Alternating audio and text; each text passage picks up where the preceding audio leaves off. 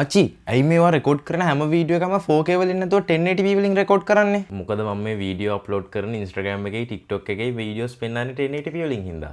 ඉතින් මගේ කැමරා එකේ 4K රෙකෝඩ් කරන්න පුළුවන් හින්දා මට 4K රෙකෝඩ් කරලා edit එකේදී ඒක 1080p වලට දාන්න පුළුවන්. මෙහෙමයි ඉතින් ඔය කැමරාවට 4K shoot කරන්න පුළුවන් වුණා කියලා ඔයා හැමදේම 4K වලින් shoot කරන්න ඕනි කියලා එකක් නැහැ. අනික හිතන්නකෝ මම මේ වීඩියෝ එක 4K වලින් shoot කරා කියලා. මේක එතකොට වීඩියෝ වල ෆයිල් සයිස් එකත් ලොකු වෙනවා. අනික මට කවදාවත් 4K වල රෙසොලූෂන් එක ඕන වෙන්නේ නැහැ. මොකද මම නිකන් මේ වීඩියෝ එක 200 times zoom කරනවා වගේ නෙමෙයිනේ. හිතන්නකො එහෙම කළා නම් මගේ මූණට මේ වීඩියෝ එක මෙච්චර ලං වෙලා මගේ මූණේ තියෙන ඩීටේල් ඔක්කොම දැකලා මිනිස්සුත් බය වෙයි. එතකොට ඒක බලන viewers ලට තේරෙයිද මම මේක 1080p වලින් ගහලා තියෙන්නේ කියලා? නෑ මං හිතන්නේ සාමාන්‍ය මිනිස්සුන්ට ඔගේ වෙනස තේරෙයි කියලා. මොකද දැන් මගේ වීඩියෝ ගත්තත් මම මෙතන එහෙම යන්නේ නැහැ. මෙතන ඉඳන් කතා කරන්නේ.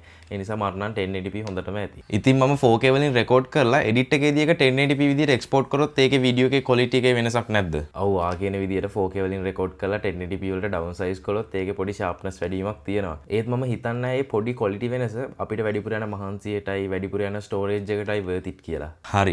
ඒ වුණාට මේක වීඩියෝ එකට මෙච්චර ප්‍රශ්න වැඩිද මන්දා? අපෝ එහෙම දෙයක් නෑ. මටත් ඕනේ ඔයාලා වගේ කට්ටිය මගෙන් ප්‍රශ්න අහන්නයි මට ඒවට උත්තර දීලා මේ වගේ වීඩියෝ එකක් හදන්නයි.